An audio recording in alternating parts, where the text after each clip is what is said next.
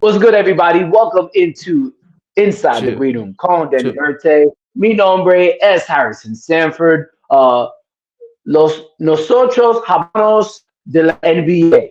And that's what we're going to do here. But we're going to talk a little bit of, I said we talk about the NBA. But what we're going to do first, before we get into what happened on Wednesday night between the Boston Celtics and the Milwaukee Bucks, we're actually going to break down what the Celtics issues might be as they try to get to the NBA Finals and potentially win. Right now, they are the betting favorite to win.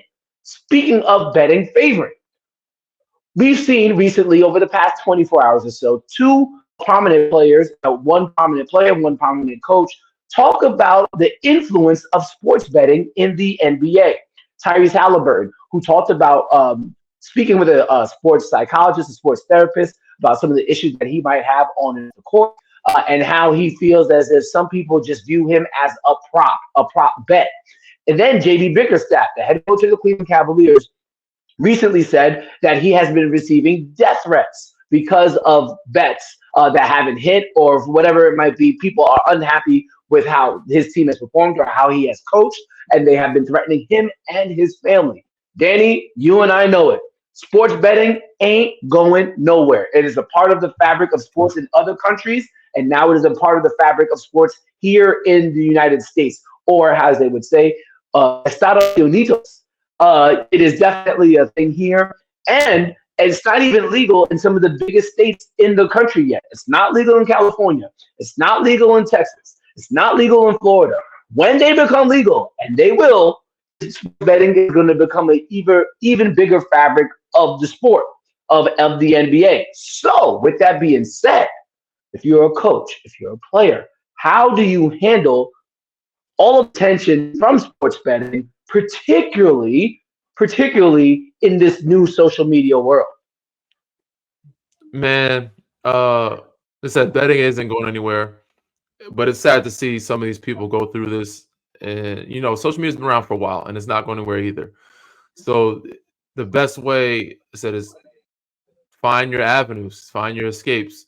Also, find your ways to block and annoy or ignore. Sorry, block and ignore a lot of these comments. You should not allow if you can't handle that type of situation, regular fans should not be able to comment on your post. Regular fans should not be able to reach you. You can, facilitate how and who can reach you on social media. You can also delete social media during these times. You're in games or a You season. can't, but you can't delete social media because social media is also a way to make money. Like for example, like if you're a Nike athlete, I'm sure, Yes, you or if have to you're a Puma post. athlete, if they want you to post. You can also use it when you need to use it. My point is, you don't may have to delete Mm, it. You don't have to follow it. You don't have to. You post when you need to post. You can have only certain people comment. You can only have certain people reach you or DM you. There's ways to maneuver it. There's also ways to just not look at your phone, or to don't have it on the app, or just have it activated but not on your phone. And when you need to post something, you can activate it to post. There's ways around ignoring or facilitating or not having certain people reach you.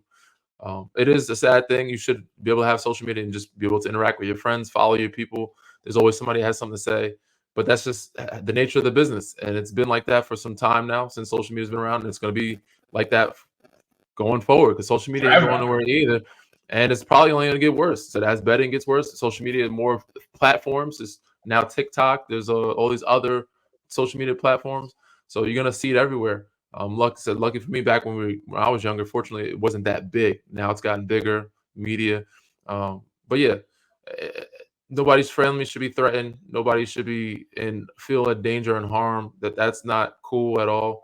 But you said when it comes to betting, people don't play, and people just make up pages. There's a lot of fake tough gangsters on the internet. People are gonna make fake pages to reach you or get under your skin or try to mess with you, or and it may be serious where they're like, "Yo, you owe me some money," but realistically, we know these people see you in person, they're probably not going to speak the same tone. They're not going to say the same words. And a lot of times, these people are not going to be able to get to you. There's a reason why they're behind the keyboard. Uh, but yeah, it's sad to see, but it's a part of our game, and it's a gift and a curse. It's going to help our game in terms of making it grow and be bigger, but it also is going to hurt a lot of people mentally. So you got to find your ways mentally to escape. That's all I can give you an advice for that. Yeah, and I would almost say too for certain, you got to know you gotta know what you can digest. Like Mm. there's certain Instagram accounts you gotta know, hey, I shouldn't be following this account, or I shouldn't Yeah, allow this account to I follow can me block this and account. I can say, block that. Yeah. yeah. Or if you don't have the bandwidth to do that, and I know some athletes don't like this, I think for people's mental health or for their to have maximize their time to themselves or with their loved ones, you can have somebody on payroll to manage your Mhm. social media, and then you You can just have two operate a pages. fence. Yeah. Yeah, You then can you have your operate a own public finsta that's page, really for your have your home, own. really your Yeah. people. So there's many ways, like you Yeah, said, to do it. You can have two pages, have your own family page, have your public page, have somebody agency represent, or I said, or operate that. Yes, you do need to know what you can handle. There was something you said. You had a good point. You said I was trying to circle back on it, but it had to do with along the lines of, man, I forget what you just said. But continue. I didn't mean to cut you off. like Sorry. just unfollowing certain accounts or just Yes, knowing what you can. yes. So I had a situation obviously in the bubble playing for the Lakers, big Hmm. time organization, big cyber bullies in LA. You know, a lot of fans that are get on you. It's tougher in that media aspect because the microscope is bigger. You miss a shot, people are gonna be on your head and your shit. Now, all it takes is one person like a Snoop to start talking shit, or a Deshaun fucking Jackson from Philly talking shit, whatever those guys. And you know, people are gonna keep tagging you on their page. Not that I'm saying not that I care about them, I'd block them easily. But there's other sports pages that may be talking shit, may not be talking shit. But the fact that people are keep tagging you in these sports pages, you probably just need to block them. And it may be just for the moment or for the couple of months or year. But if you block these certain pages, it won't drive traffic to your account as much. So that's a you got to know what you can handle, what you can't handle, and what pages you probably should leave alone for some time. And it may be a page that you Yeah, don't want to block, but you have to do it for your own mental health.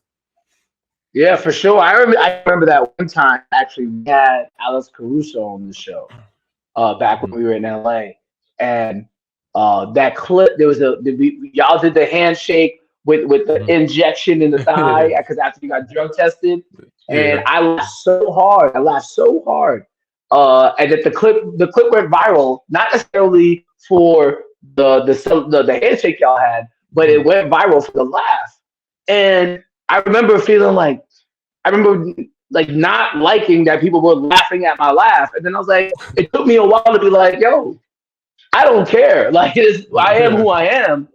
But but again, when people don't know who you are and they know they're never going to see you in person, they say whatever the hell they want.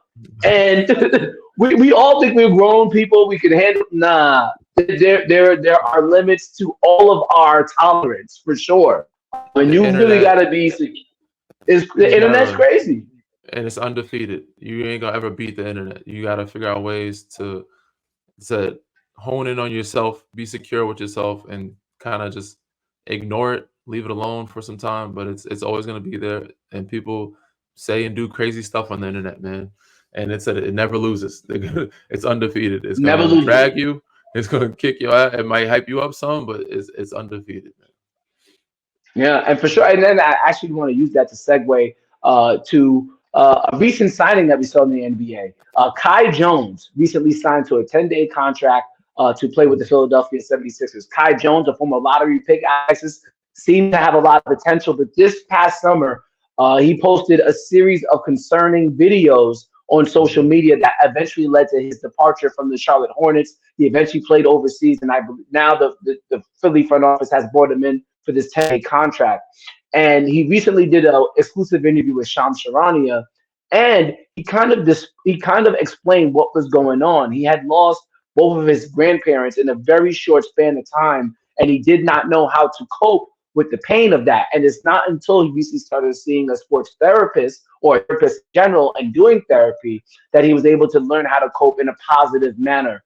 And we've seen players like DeMar DeRozan. We've seen players like Mhm. Kevin Love be big advocates for mental health awareness and taking care of your mentals. And obviously, we just came off this discussion with the sports betting and how it can influence people in a negative or in a negative way. I think. Well, when you were when you last played, did each team have like Obviously, they Sports have the psych. athletic trainers. They have the Yeah. nutritionists. Yes, are there sports therapists on each roster? And do you think the NBA within each organization as a whole has done enough to aid these players in taking care of their mental health? They've definitely provided the resources. And yes, I remember vividly in Memphis, we had a sports psych, a sports therapist on staff in office, had her own office, and she was around. Not everybody has it that close. They always have a number you can call or somebody can reach out to. In Cleveland, a little different. There was someone there, but they wasn't on in the area like where you can access them quick, easy. I mean, I was only there Mm. for a short span, so I didn't know the building that well. Maybe he could have been upstairs in the building. I don't know. But I know every day when we walked in Memphis, like you walk past that person's office and you could find What them. about Philly? Um, and Philly, somewhat, not really. There is one, but not on site on hand. So I think there's a number you can They call. got to have somebody on site. That's what I'm saying. Yeah, I think it's starting to grow. It's starting to build up more. I think other people are starting to integrate it more. Other organizations. I don't recall this that it could have been upstairs or been accessible. They always leave a line. The trainers, if you have some issues, you talk to the trainers and they say, "All right, we got somebody we can get you in contact with." I don't recall seeing that person's office or being around that person's office of a sports psych or a therapist. Um, but they did have somebody they would bring in, like, all right, you need to talk to somebody here, let's meet this person. But I said, I remember vividly being in Memphis's building, like when we came in the arena, like it was there, like she was part of the staff. I don't know if that's with all teams, it should be. But Kai, I'm glad he's in a better space. He looks and spoke very well when he talked to Shams, and I'm glad he's doing better. He's got something you can't teach. You know, his height and athleticism, he can become a real player and be potentially a good player once he gets the mental right and learns the game.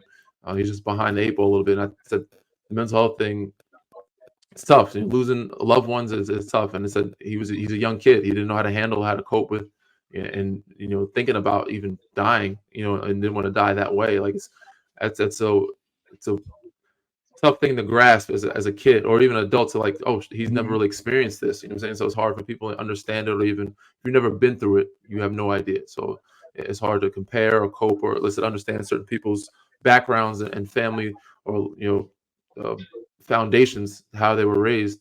But that for him, it hit him hard, and some people grieve differently. Some people lash out. You just never know, and some people just spiral. But it seems like he's in a good place, a better place. I'm glad he is, and he's with Philly. I hope he sticks there. I hope he can continue, play in this league because he is talented enough. He has athleticism. He just needs somebody to take a chance on him and kind of build him and develop him. Before we get to the Boston Celtics, who barely held on to a win on Wednesday night against the Milwaukee Bucks, let's talk about college basketball for a second. The tournament in earnest starts Thursday. I know people calling out of work. I know people are going to be watching on their phones. I know everybody's going to be at the sports bar. If you're a man who likes basketball, you better not have no date scheduled on a Thursday night during March Madness. You know better. With that being said, Danny, we did see the playing game on Tuesday between University of Virginia and Colorado State. Yeah. And everybody is upset that Virginia made it to the field because there's very worthy teams like Pittsburgh, like Seton Hall, Pittsburgh. like Yeah. Oklahoma, like St. John's. Those are some of the teams that had a legit case to be in the NCAA tournament. They did not make it, however, and Virginia did. And Virginia scored a grand total, Danny, of 42 points. Now, Tony Bennett has led the Cavaliers to an NCAA championship before, so we can't put too many aspersions on them. But at the same time, they didn't look like a worthy NCAA tournament team. And honestly, as I look at Tony Bennett's Virginia Cavalier program, I have to wonder, is this a program that could ever really return to prominence again under Tony Bennett? Because the style that he plays with that pack line defense, there's no explosiveness. Every kid who plays college basketball does not want to stop at college basketball. They want to eventually go to the pros, whether it be in the NBA or overseas. And it doesn't seem to me like they're running any type of program there that's going to entice the true blue chip players or the true players that could really make a difference. It might be time for Tony Bennett to reconstruct his system and just for sure, and it's also doubtful. Virginia shouldn't have been in the field. That was bad for Yeah. college football. Especially when Yeah. it's It's only game on. pretty disappointing, pretty embarrassing. I mean, they scored 14 points, I think, for the half. It was like Yes. 14 to 27, but the score of both sides was pretty rough. I think Pittsburgh definitely deserved to be there. They probably represented and had a better showing. And yeah, he could probably change some things up. I don't see them getting the recruits if they continue to have outings like this, unless they have big money in NIL. I don't see it happening. Instead, how people are transferring and changing and going to different places and going to the league from smaller schools. You don't have to go to a ACC school or a top school to make it to the NBA now or to go to professional. I don't see them being valued like that. He might change the system up a little bit. They need to get some more wins, and they need to finally get some big NIL money to get somebody there because it's not looking good for the program if you want to turn this thing around. So yeah, bad loss, tough loss. It's the first game of the tournament. It should never be like that. You should come out with more enthusiasm, more adrenaline, more just more sense of urgency, and that could be from the defensive end too. They could have did something else, but for you to come out and have an outing like that the first game of the tournament is not a good look, and it's tough to watch for the other teams that are at home or NIT that could have been in that position. Yeah, for sure. It's definitely disappointing. Not the way we wanted to start the NCAA tournament, but I have some faith that the NCAA tournament is going to turn up a couple of notches once we get to the real games on Thursday, and that's what I'm Tomorrow's truly gonna be excited to. serious. Tomorrow's gonna be Yeah, serious. that's going to be serious. Danny, I'm worried. I'm really worried because I've been on this. I've been on this such a good path recently, bro. I've been spending an hour and a half I spend an hour to an hour and a half in the gym every day.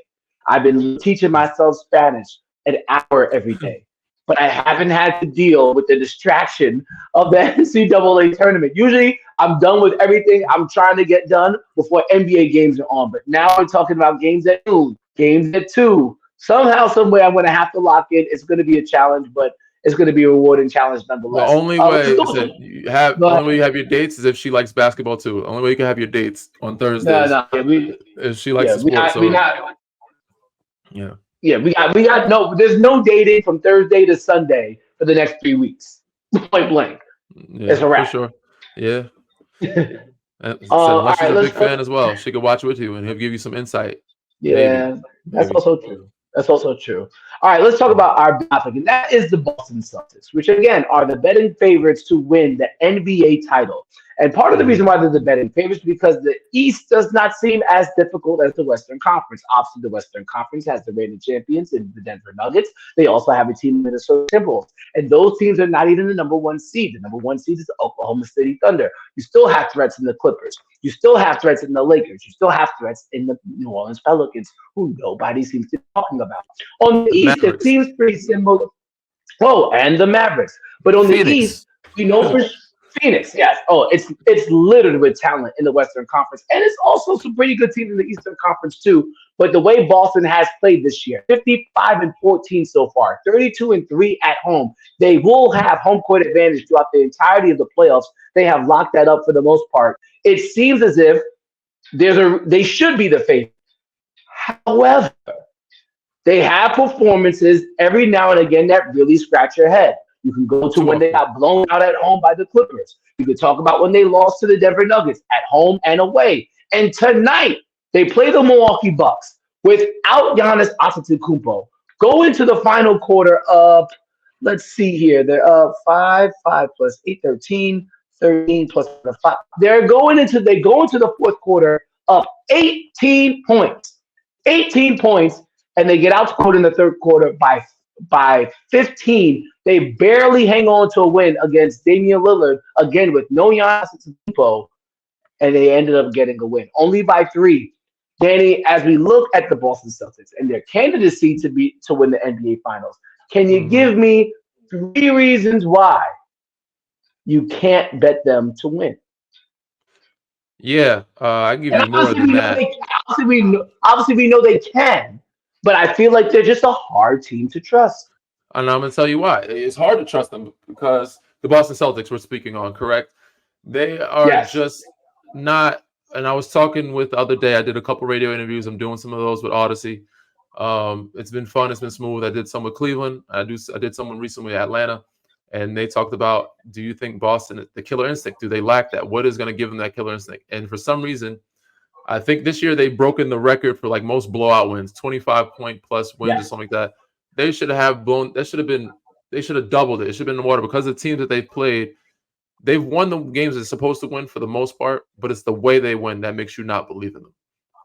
You're beating Mm. teams that are injured, wounded animals. You're winning by 5, 7 points. These are games should be blowouts. You play Philly without Joel, you should blow them out. You play Milwaukee without Giannis.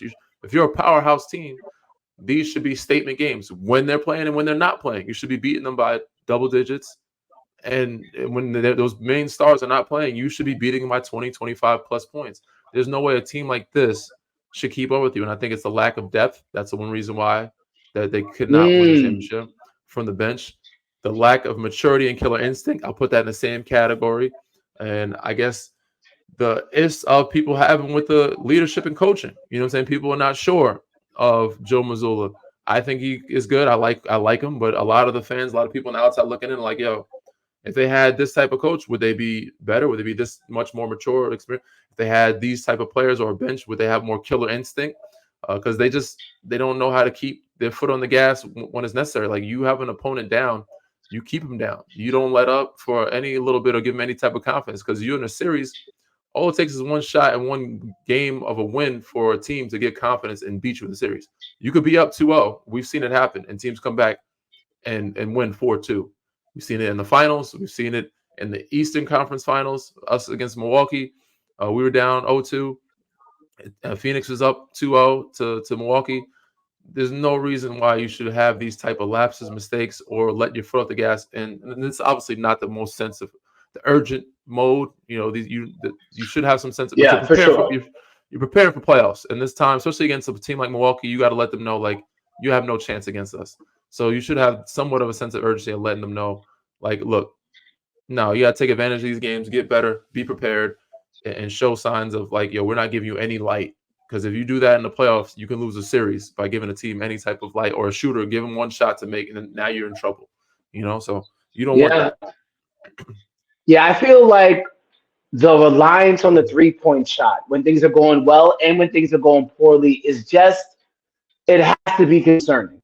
And yes, they do, by the stats, they do have a good post up offense, but they when they shoot the threes well, nobody can touch them. We all know that. Yeah, But yeah, there's going to be games where they're not shooting the threes well, and then there's going to be teams and there's going to be players who are not going to allow them to take the certain volume of threes that they would like to. They lead the NBA in 3-point attempts per game at, I believe, 32.5. Well, when you play certain teams, Danny, and you know this, they're not going to allow you to shoot the threes because they're going to play at a very deliberate pace, which is also something that we know happens a lot more in the playoffs. I think of a team like the New York Knicks, and they have their own set of issues with slow pace. injuries. Yeah, But if you but they play a very slow and deliberate pace. They don't really start their offense to 13 seconds in the shot clock. And so now you come down, you shoot a three, you miss it. Now they're dragging the clock. There's no up and down. You can't beat them in a numbers game. And so there might be teams who see the Boston Celtics when the playoff, they're not going to give the game plan out now. No. mm-hmm. But when the playoffs come, if I'm the Bucks, we don't have as many shooters. We don't have as many defenders. I'm Giannis, punishing the post, dunk, 5 seconds of the shot clock. Now y'all gotta come up and run your offense for you want to shoot early in the shot clock again? We're gonna pound the rock. We're gonna pound the rock. Team like the Philadelphia 76ers, if they get Joel Embiid back, if you play at a certain pace, you can beat this Celtics team because they're so reliant on getting up that 3-point volume. And you know this, Danny, as a shooter. Once you start missing one, then the team misses two. Then the team misses Yeah, three. it can Now creep you in. cold, he's cold. And now he's Mhm. cold. And so it's Yeah, they I got to think find better ways to score. They have to get to the free throw line more. They have to find more points in the paint because other teams are going to slow the game down. Like you got Joel Embiid. He's going to get to the free throw line, get you in foul trouble. And, you know, you're not beating him getting more threes up. So he's going to score enough twos. He's going to get to the free throw line, slow the game down, and you're not getting attempts that you normally get, which is going to change the whole flow of your offense. So, yeah, they got to do a better job of finding other ways to score, and that's getting in the paint. Obviously, they don't have a post presence like that. KP can shoot the three, but he's got to find some way to get some more lobs, some in the paint finishes. Jason Tatum and Jaylen Brown get to the paint. Drew Holiday can get to the paint. Derek White can as well. Al Horford. They have to mix it up some more, and they have to find other ways to score and hopefully keep their pace up. So defensively, they better make sure they get stops or create some havoc. Because if they allow a team to slow the game down, they're going to be in trouble. Yeah, and the other interesting element with the Boston Celtics, head coached by Joe Mazzulla, I'm starting to feel the same way that I felt, or that the public felt about Eric Spoelstra when he was first the coach of the Big Three. There was Mhm. this notion that he was too young for the job, it's too big of a job. Like, you got this great team that should win a title. And Pat Riley gave Eric Spoelstra his vote of confidence, and obviously that paid out well. However, there's no guarantee it's going to go well. And because of Joe Mazzulla's age and his lack of experience, he could very well come under fire. And when he makes a mistake, he's not going to get let off of it. Remember last year in the playoffs, he was getting absolutely buried because he refused to use timeouts. He would let a Mhm. 12-0 run happen, a 16-0 run happen, or 16-5 run happen, and not use a timeout. I, he needs to learn from that. But I also feel like, and I'm curious to get your thoughts here, because you played for, during your championship years, you played for Greg Popovich, for Roy Nick Nurse, Williams. Roy Williams, and Nick Nurse was his first year, and Frank Vogel, who's obviously been in the league for a while. Do you feel like a coach can actually lose you a series with maybe his lack of preparation or not knowing in-game adjustments, or just frankly, and this could happen with a younger coach, frankly being nervous? Being what? Nervous. Like, Yes, 100%. 100%. The coaches, it comes down to fourth quarter execution and coach. Like, that's coaching, leadership. When it comes to these teams know each other's plays. When it's close games, this is coaching execution. And it's a chess game after the first 2 or 3 games. If it's 2-2, 2-1, or you got to figure out who's gonna make the adjustments. What adjustments is that team gonna make? What adjustments do we need to make? And what do I think they're gonna make in order for, like, what are they gonna change and how do we adapt to that?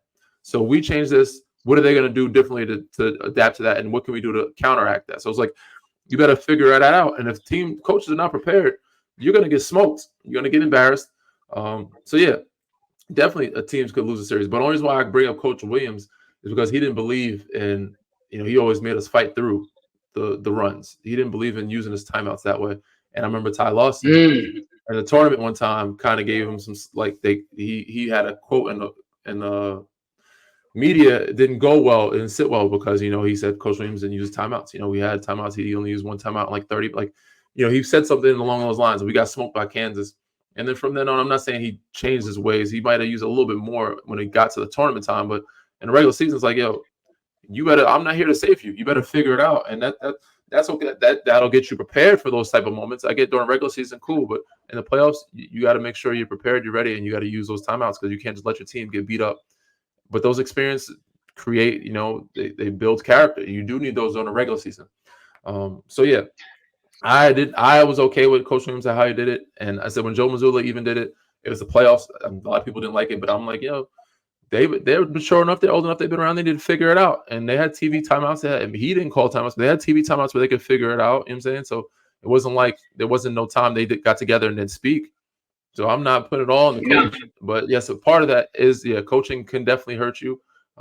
Was he his first time going around? Was he unprepared? I don't know. I don't think so. But it was a wake up call. He's learning as well. And he said if this year it doesn't make some changes or adjustments, he's going to get even more. So, you know, yeah. It's a. I mean, coaching for the Boston Celtics is a big deal, and particularly when you have a roster like he has. So a lot of pressure is going to be on him. Obviously, a lot of pressure is going to be on Jason Tatum, who's going to be eligible for the largest contract in NBA history if he ends up making an All NBA team, and obviously, you'd like to back that up with getting to the finals as well. Um, man, it's the playoffs are going to be so fascinating because even though they're the clear favorite in the East, I can see the Knicks giving them a hard time. I can see the for Bucks sure. giving them a hard time. A If the healthy Sixers are Sixers team. healthy, I can see them giving them a hard time. And we cannot, and I will not sleep on the Miami Heat after what they did last year. So Oh, and then there's the Cavaliers too, which I'm not too confident about them either, but you never know. Should be a fun playoff nonetheless, but more importantly, it's going to be a fun man. Danny, we're entering. What is this? It's late March. So basically, March, April, May, June. We got 4 months of the best basketball 2024 on deck. We go straight Yeah. from March Madness pretty much to the NBA playoffs. It's So going to playoffs. be this is back this The is best time of like year. basketball April, May, and vacation, June, baby. man. April, May, and June. That's what you Can't, live for. Those are the months. can't get any better. Can't get any better. All right, guys. You know what to do. If you are listening to us on your podcast app, you can find us on YouTube. And if you're listening to us on YouTube, you could obviously find us or watching us on YouTube. You can find us on any podcast app that you prefer. We are at Green Room Inside on Twitter and Inside Green Room on Instagram. That's about it for us. When we come back on Tuesday, who knows what we'll talk about? But best believe it'll be about basketball. See you guys Yeah. next time. Read, rate, subscribe, review. Catch your boy on Yahoo all month doing the game. So catch y'all soon.